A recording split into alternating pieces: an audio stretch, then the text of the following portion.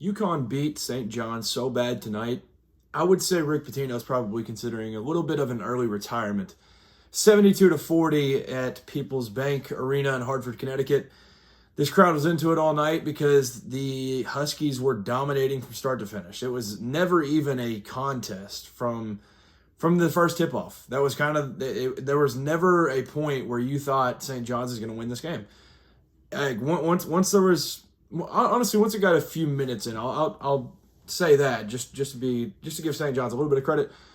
Early on, it was kind of slow a little bit for both teams, but then, goodness gracious, yeah, UConn said, "Step aside, everybody. I'm still here, and I still remain at the top of the sport," and that's exactly where they are right now. Led by Terrace Reed, an incredible game to get themselves into a position to be able to have a chance to win the conference, win the Big East this year. Even though I think if St. John's wins out, then they have a tiebreaker.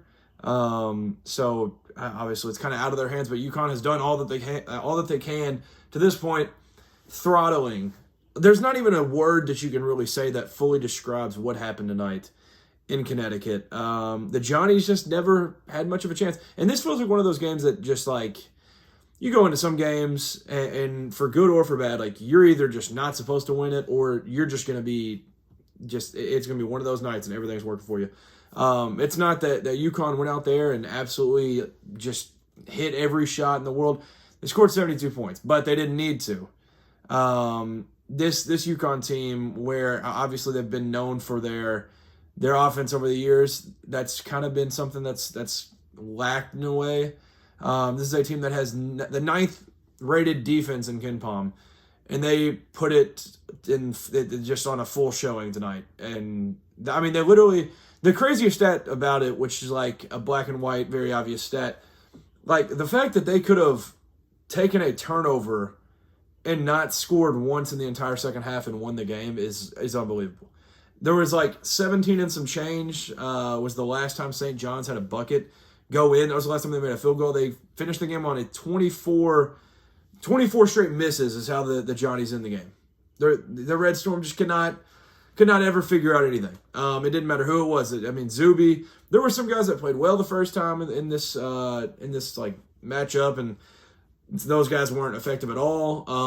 There were guys, Bryce Hopkins, 3 for 14, Zuby Edge 2 for 5. He was never getting going.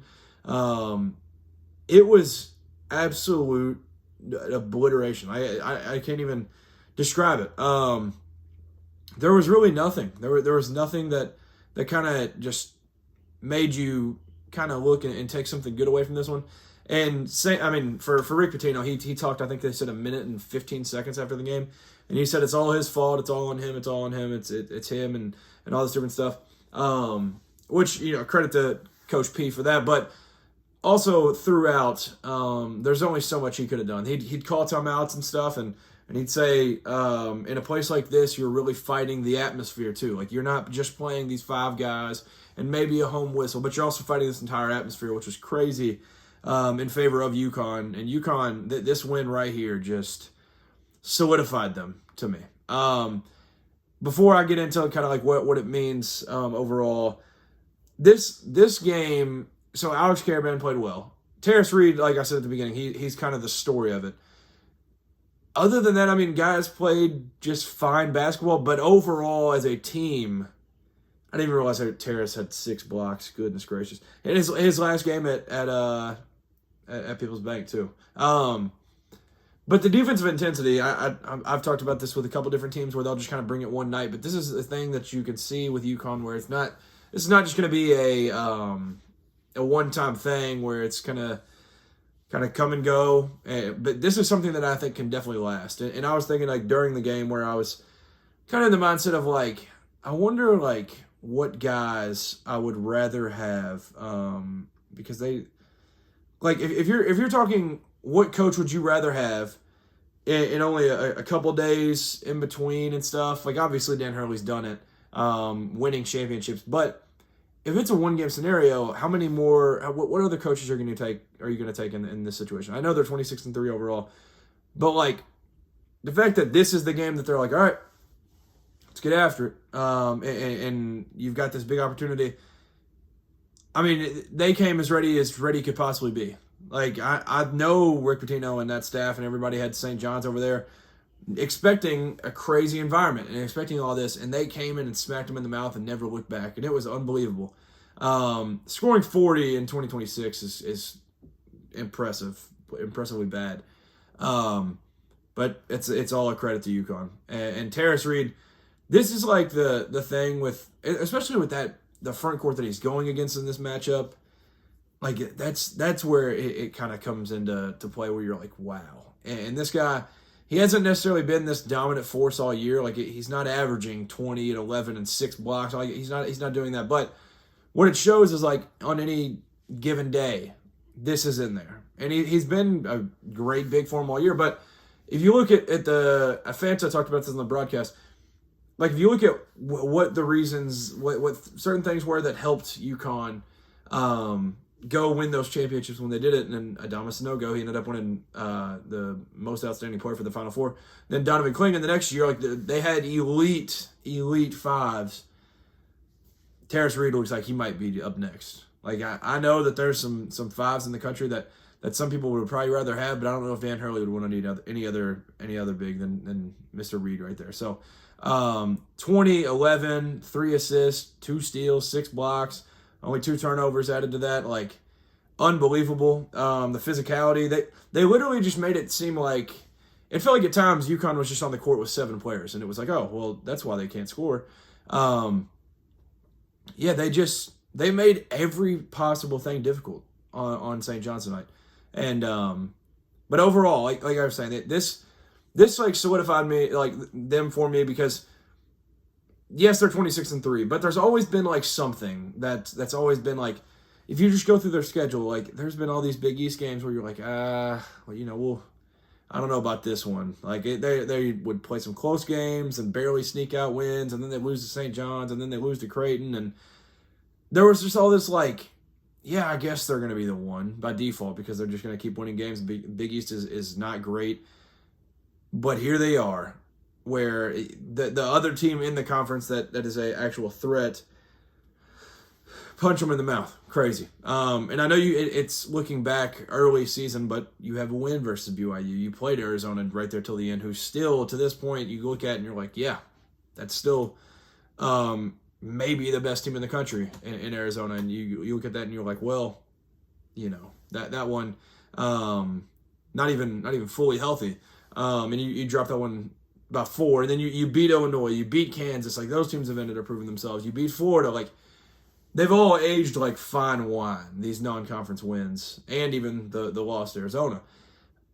And in conference play, you've just kind of cruised, which is a bad thing at times, but it's only a bad thing because, like, people can look at it and say, like, I don't know about UConn. But this win tonight, I think it's kind of, any UConn doubters got shut up, and they're not making any noise tonight because of what they did. And yeah, it was just, I can't even imagine what it's like to be a Connecticut fan tonight, because it'd be hard to not party on this Wednesday night after that absolute beatdown that was happening, and watching your boys absolutely dominate. But moving on from that one, this one's just now wrapping up. Arkansas beat Texas A&M. This one was just kind of big for the standings of the conference and overall, just kind of what the seeding's going to look like for SEC play. And even though an A&M team that got out really, really hot, they've dropped games in the SEC and they're going on the road. And they actually got out 11-2 to start. And then it was like, I don't even know what it ended up being, like an 18-3 run or something, like right after that. It was something crazy.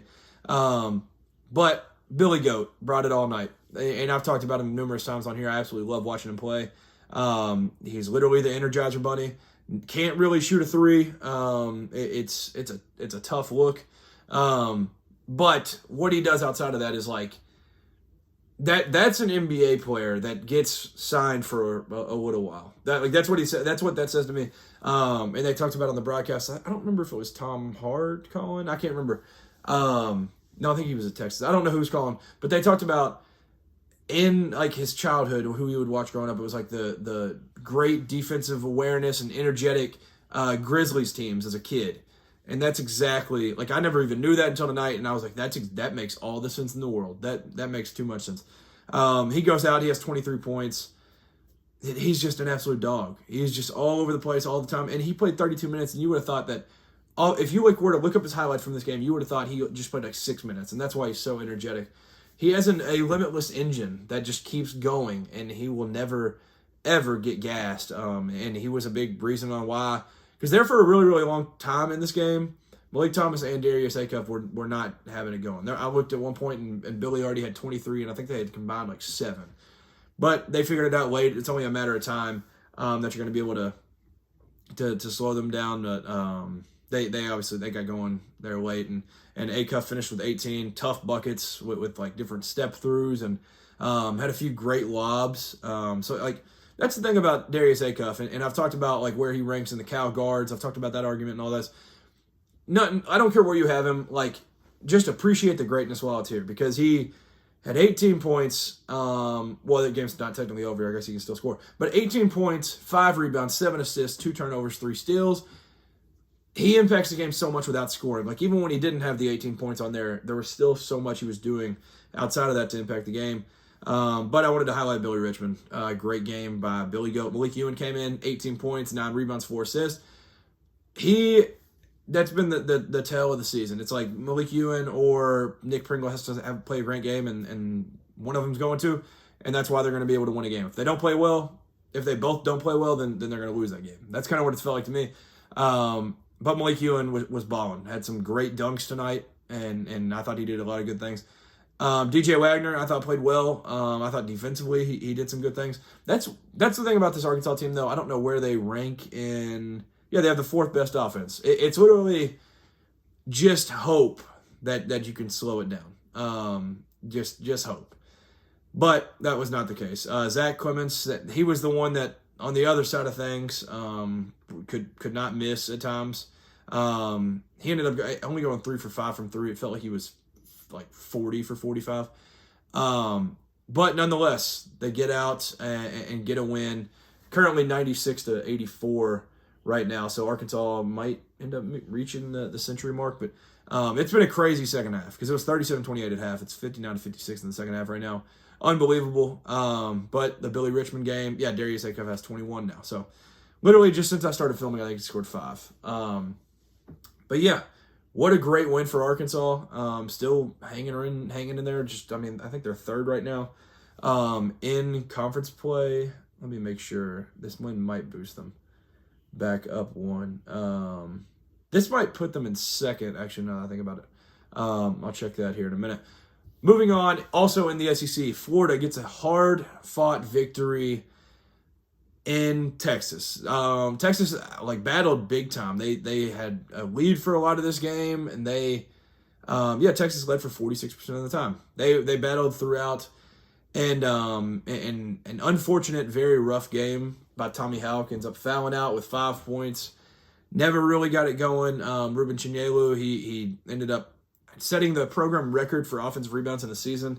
The season ain't even close to over yet. And he did that, so he did his thing tonight, just balling out. But Alex Condon was the story of the front court tonight. Like, this was exactly what you thought you were getting when you get the announcement of Alex Condon coming back.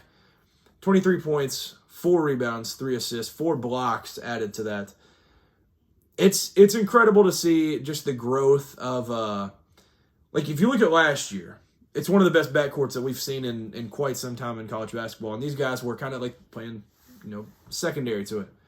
And then it flips this year, where you bring it back all these guys, and then there's transfers coming in that were like kind of written off. I would say Boogie Flynn was kind of written off. They're like, I don't know. I mean, he'll get drafted just because he's a former 5-star guard. But then Xavier Lee, it was like, he's going up a level. I don't know about all this.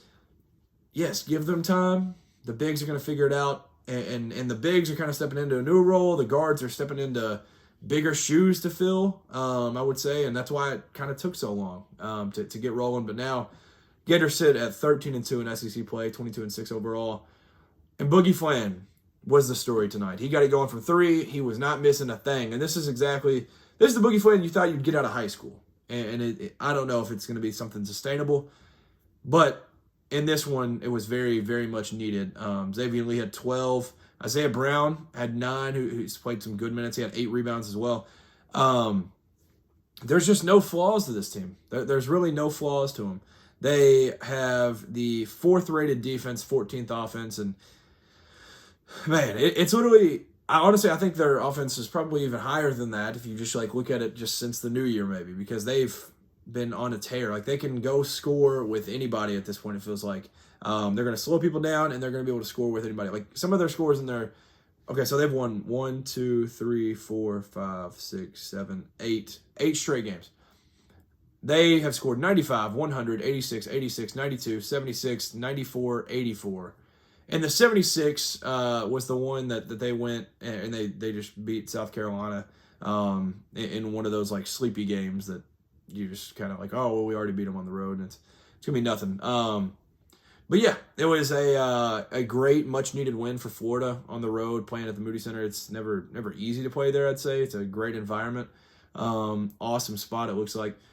On the other side of things, Vukatitis, he had his hands full, to say the least. Ends up having 4 turnovers. Not a great game by him. It felt like he could never get going on either end. And yeah, just not the best out of him. But Dalen Swain, even with the stitches and covering all the like cuts and everything, 21 points, 7 rebounds, 3 steals, just an absolute dog. Sean Miller type of player, and he was doing his thing tonight. And then it was kind of just by committee after that. That was like Dalen Swain was definitely the takeaway. But yeah, Vukatitis, I feel like he's kind of the recipe for this team because they've got plenty all around, but then it's kind of like I just don't know if I I expect like Cam Heide or one of these guys to be able to like kind of step up and do something. I feel like Vukatitis is definitely the difference, and I don't know what the stats show on like what wins they have. Yeah, taking a quick glance. Okay, I mean maybe that does back things up. When he plays well, Texas wins the ball game. But great win for Florida. One of those that's just really tough road environment, and they get out with a win, 84-71. Okay, Arkansas did not hit the century mark. That one just wrapped up. Arkansas is tied with Alabama. I just found the standings. Tied with Alabama for second in the conference, 2 games back from the Florida Gators. So big time win for them.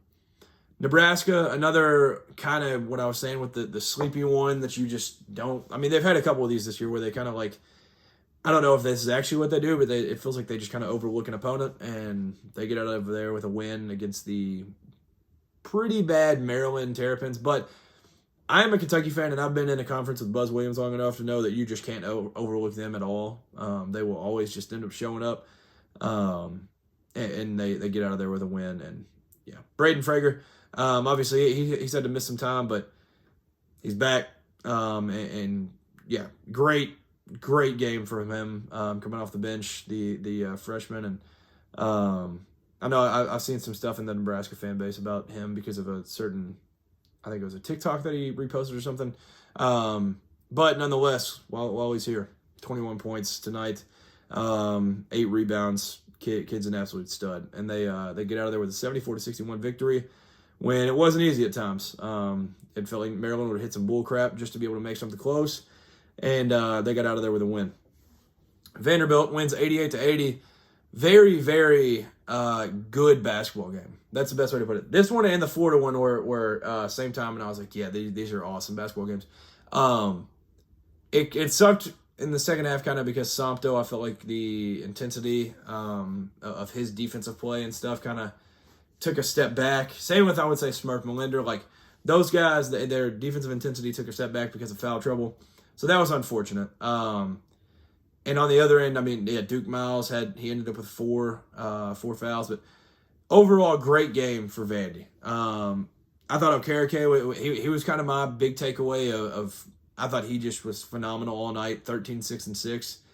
Great game out of him, but they just continued to do their thing. And that was AK and Tyler Tanner were the ones that just got it started, got it going early.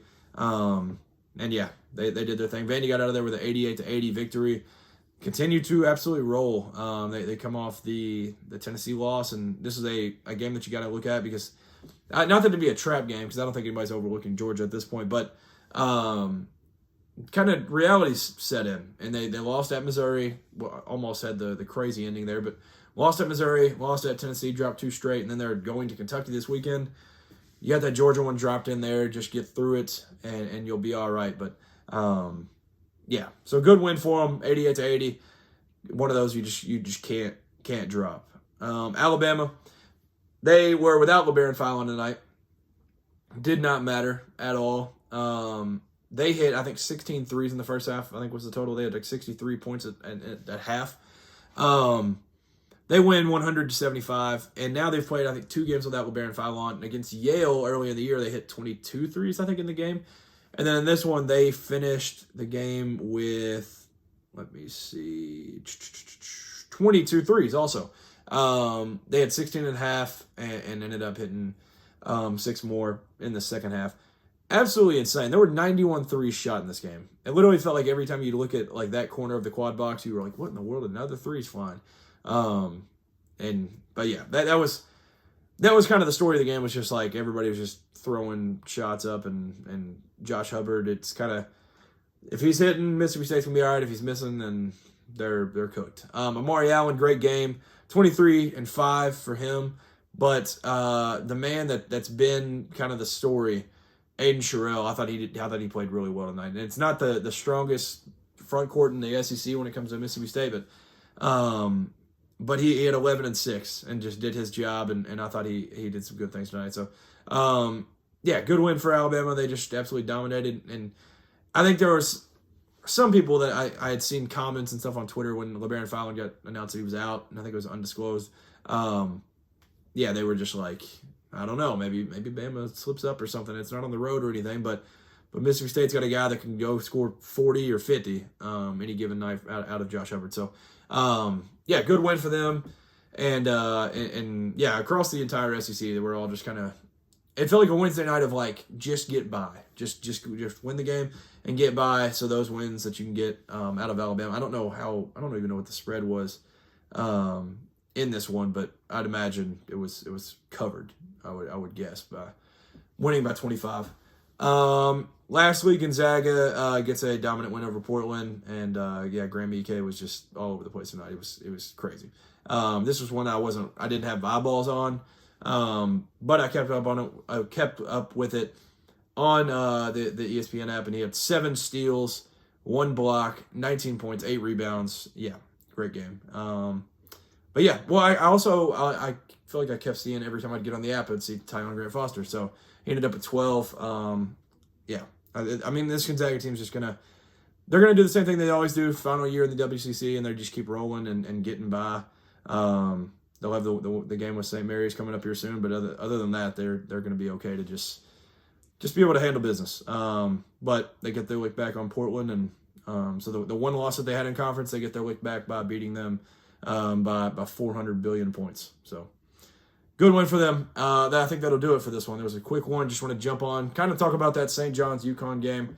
UConn is the team of the night. If I had to give one away, that would certainly be the team, because holding a team to 40 points is ridiculous. 14 points in the second half by St. John's. Make sure to like, comment, subscribe. Thank you for tuning in. Peace.